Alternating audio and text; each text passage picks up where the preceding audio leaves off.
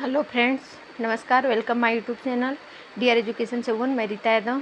तो देखिए, मानव शरीर से जुड़े ज़रूरी तथ्य यानी ज़रूरी जो मोस्ट इम्पॉर्टेंट क्वेश्चन हैं वहीं रखे गए हैं। तो आप लोग क्लास को शुरू से लास्ट तक देखिएगा। जो लोग मेरे चैनल पे नए आए हैं, एक बार मेरे चैनल को सब्सक्राइब कर लीजिए, लाइक कीजिए और शेयर कीजिए।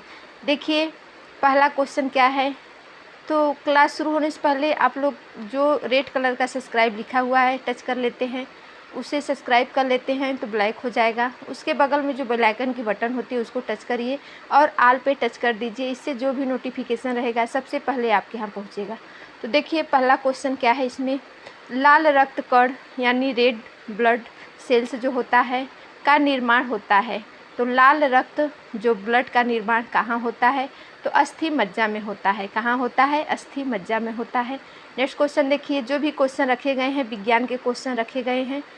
Super TET, UP TET, C TET या अन्य वैकेंसी टीजीटी पीजीटी जो साइंस से भरे हैं जो लोग फार्म, उनके लिए भी एक क्लास बहुत ही हेल्पफुल रहेगी। होम साइंस से जो भरे हैं अपना फार्म टीजीटी और पीजीटी का, उनके लिए भी एक क्वेश्चन बहुत ही सिलेक्टेड क्वेश्चन है। तो आप लोग सभी लोग देखिएगा, सभी लोगों का यहाँ बहुत ही हेल्प होगा। देखिए, अगला क्वेश्चन क्या है। लाल रक्त कण का जीवन काल है। तो लाल रक्त कण का जीवन काल कितना होता है? तो 120 दिन होता है। कितना होता है? 120 दिन होता है। नेक्स्ट क्वेश्चन देखिए, श्वेत रक्त कण यानी व्हाइट ब्लड सेल का जीवन काल है। तो श्वेत रक्त कण का जीवन काल कितना होता है? तो 1 से 4 दिन। कितना होता है? 1 से 4 दिन होता है। नेक्स्ट क्वेश्चन देखिए क्या है। श्वेत रक्त कण यानी व्हाइट ब्लड सेल को कहा जाता है, यानी श्वेत रक्त कण को क्या कहते हैं? तो ल्यूकोसाइट कहते हैं। क्या कहते हैं? ल्यूकोसाइट कहते हैं। नेक्स्ट क्वेश्चन देखिए क्या है। आप लोग भी कमेंट करके बताइएगा कितने लोगों का कितना क्वेश्चन सही हुआ है। और आप लोगों को किसी भी सब्जेक्ट की तैयारी चाहिए तो आप लोग एक बार कमेंट करके बताइएगा, हम उसे ज़रूर कराने का प्रयास करेंगे। देखिए, अगला क्वेश्चन क्या है। लाल रक्त कण को कहा जाता है, यानी रेड ब्लड सेल को क्या कहते हैं? तो एरिथ्रोसाइट कहते हैं। क्या कहते हैं? एरिथ्रोसाइट कहते हैं। नेक्स्ट क्वेश्चन देखिए क्या है।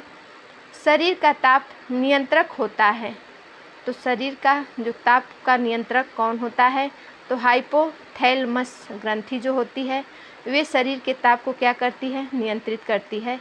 हाइपोथैलेमस ग्रंथि। नेक्स्ट क्वेश्चन देखिए क्या है। मनुष्य यानी ह्यूमन जो मानव होता है किस सर्वदाता रक्त समूह क्या है जो यूनिवर्सल डोनर होता है? तो वो होता है जो सर्वदाता होता है।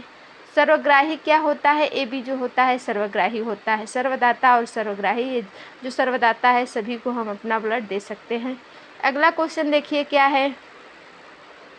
मनुष्य की सर्वग्राही रक्त समूह। देखिए, सर्वग्राही, सर्वदाता पूछे तो ओ है, सर्वग्राही पूछे तो ए बी है।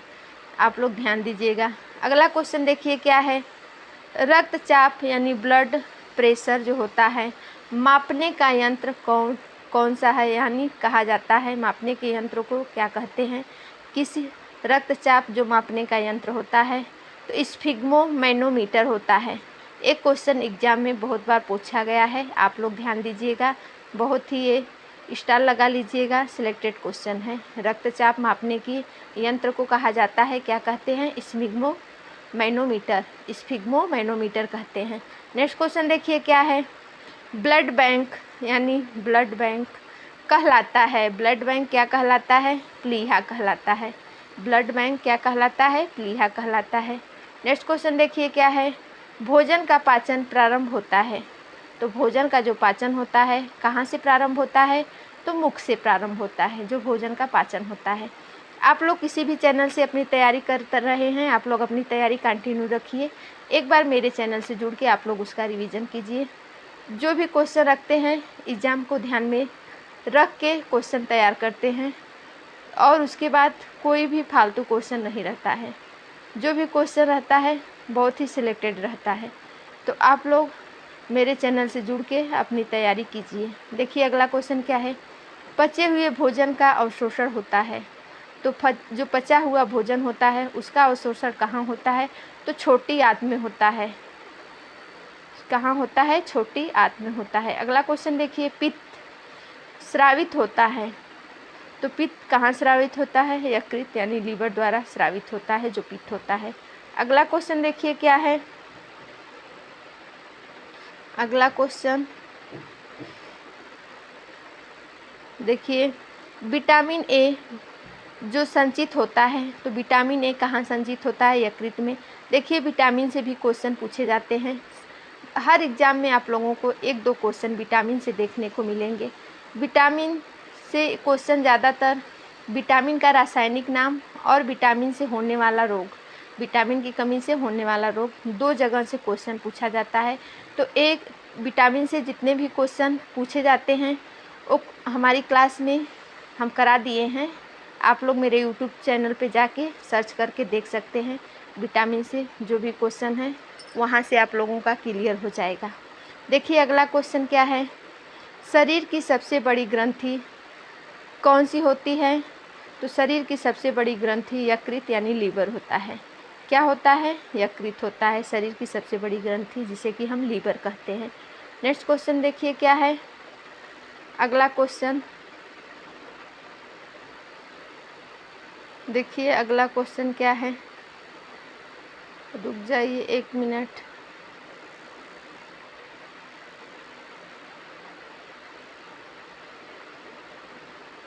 थोड़ा सा नेटवर्क प्रॉब्लम है।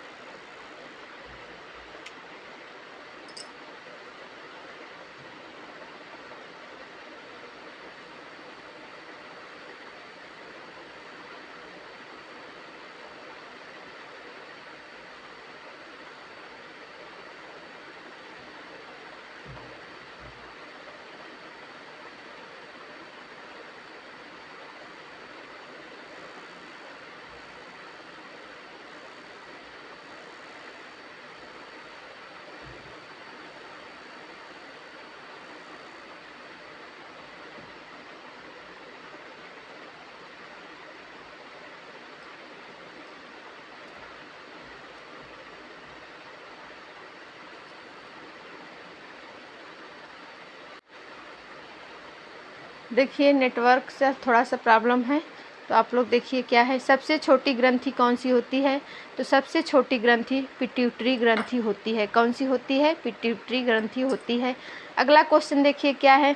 मनुष्य में पसलियाँ की संख्या कितनी होती है? मनुष्य में जो पसली होती है उसकी संख्या कितनी होती है? 12 जोड़ी होती है। यानी जो पसलियाँ होती है एक साइड 12 और दूसरी साइड 12 होती है। नेक्स्ट क्वेश्चन देखिए क्या है। शरीर में हड्डियों की कुल संख्या है। मनुष्य के शरीर में हड्डियों की कुल संख्या कितनी होती है? तो 206 होती है। कितनी होती है? 206 होती है। अगला क्वेश्चन देखिए क्या है। शरीर में मांसपेशियों की कुल संख्या कितनी होती है? तो शरीर में जो मसल्स होती हैं, मांसपेशियां होती हैं, उनकी टोटल संख्या 639 होती है। कितनी होती है? 639 होती है। अगला क्वेश्चन देखिए क्या है। लार, जिसे कि सेलिवा कहते हैं, सैलिवा में पाया जाने वाला एंजाइम होता है तो लार में कौन सा एंजाइम पाया जाता है? टाइलिन पाया जाता है। ये भी क्वेश्चन एग्जाम में पूछा गया है। अगला क्वेश्चन देखिए क्या है। अगला क्वेश्चन, लिंग निर्धारण कहाँ से होता है? तो लिंग का निर्धारण पुरुष क्रोमोसोम से होता है। किससे होता है? पुरुष क्रोमोसोम से होता है लिंग का निर्धारण। अगला क्वेश्चन देखिए क्या है। मनुष्य का हृदय यानी ह्यूमन हार्ट जो होता है कैसा होता है? 4 कोष्ठी होता है। मनुष्य का हृदय कैसा होता है? यानी 4 कोष्ठी होता है। अगला क्वेश्चन देखिए क्या है। जो भी क्वेश्चन है बहुत ही मोस्ट इम्पॉर्टेंट क्वेश्चन है, तो आप लोग शुरू से लास्ट तक देखिएगा। शरीर में गुणसूत्रों की संख्या पाई जाती है। शरीर में गुणसूत्रों की संख्या कितनी होती है? तो 46 जोड़े गुणसूत्र होते हैं। अगला क्वेश्चन देखिए, मनुष्य का सबसे बड़ा अंग कौन सा होता है? तो मनुष्य का सबसे बड़ा अंग जो होता है त्वचा होता है। क्या होता है? त्वचा होता है। अगला क्वेश्चन देखिए क्या है। शरीर की सबसे बड़ी कोशिका कौन सी होती है? तो शरीर की सबसे बड़ी कोशिका तंत्रिका तंत्र है। कौन सी है? तंत्रिका तंत्र है। अगला क्वेश्चन देखिए, शरीर में अमीनो अम्ल की संख्या कितनी होती है? तो अमीनो अम्ल की संख्या 22 होती है। जो शरीर में अमीनो अम्ल पाए जाते हैं उनकी संख्या 22 होती है। अगला क्वेश्चन देखिए, शरीर में प्रतिदिन मूत्र बनता है तो 1.5 लीटर बनता है, यानी 1.5 लीटर मूत्र शरीर में बनता है। अगला क्वेश्चन देखिए, मूत्र दुर्गंध देता है क्योंकि यूरिया के कारण। मूत्र से जो दुर्गंध आती है किसके कारण आती है? तो यूरिया के कारण आती है।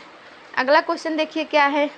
मानव मूत्र जिसे कि अम्लीय का पीएच मान है, तो मानव मूत्र का पीएच मान कितना होता है? तो 6 होता है, यानी 6 होता है। आप लोग भी कमेंट करके बताइएगा कितने लोगों का कितना क्वेश्चन सही हुआ है। देखिए अगला क्वेश्चन, शरीर का सामान्य तापमान होता है। तो शरीर का सामान्य तापमान 98.6 डिग्री फ़ारेनहाइट या 37 डिग्री सेल्सियस या 310 केल्विन होता है। अगला क्वेश्चन देखिए क्या है। देखिए जो भी क्वेश्चन है बहुत ही महत्वपूर्ण क्वेश्चन है। देखिए अगला क्वेश्चन, मानव शरीर में टिबिया नामक हड्डी पाई जाती है। तो मानव शरीर में जो टिबिया नामक हड्डी होती है कहाँ पाई जाती है? तो पैरों में पाई जाती है।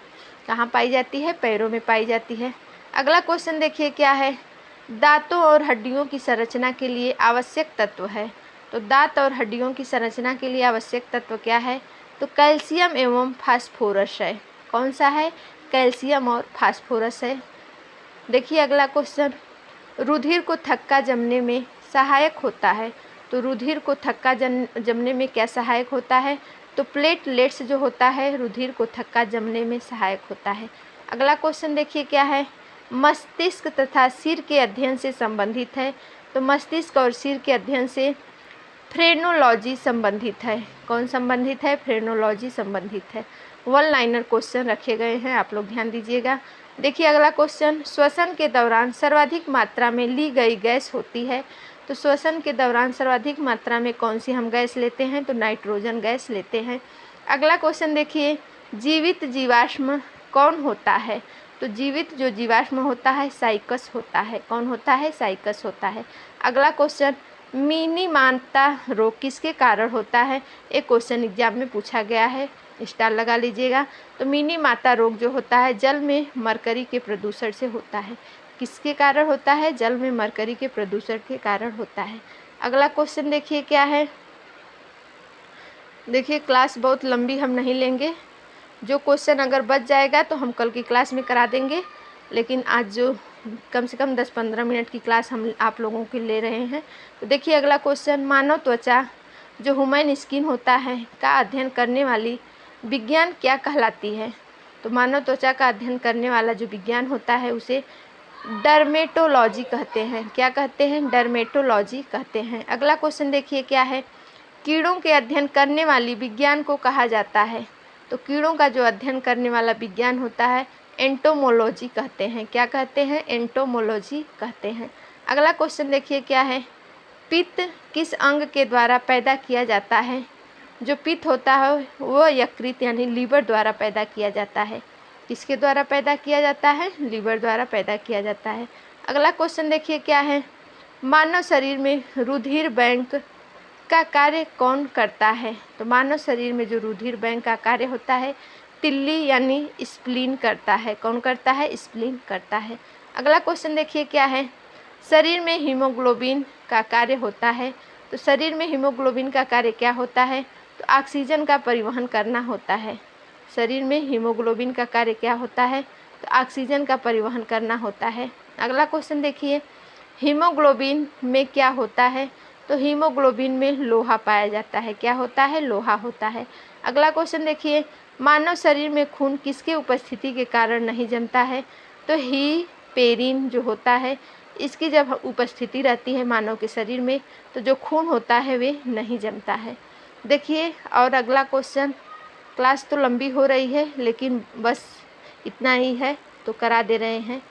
चलिए देखिए अगला क्वेश्चन क्या है, रुधिर के प्लाज्मा में किसके द्वारा एंटीबॉडी निर्मित होती है, तो रुधिर के जो प्लाज्मा में जो एंटीबॉडी निर्मित होती है लिम्फोसाइट के कारण होती है। किसके कारण होती है, लिम्फोसाइट के कारण होती है। अगला क्वेश्चन देखिए क्या है, लाल रक्त कणिकाओं जिसे कि आरबीसी का श्मशान कहा जाता है, तो लाल रक्त कणिकाओं का श्मशान किसे कहते हैं, प्लीहा को कहते हैं।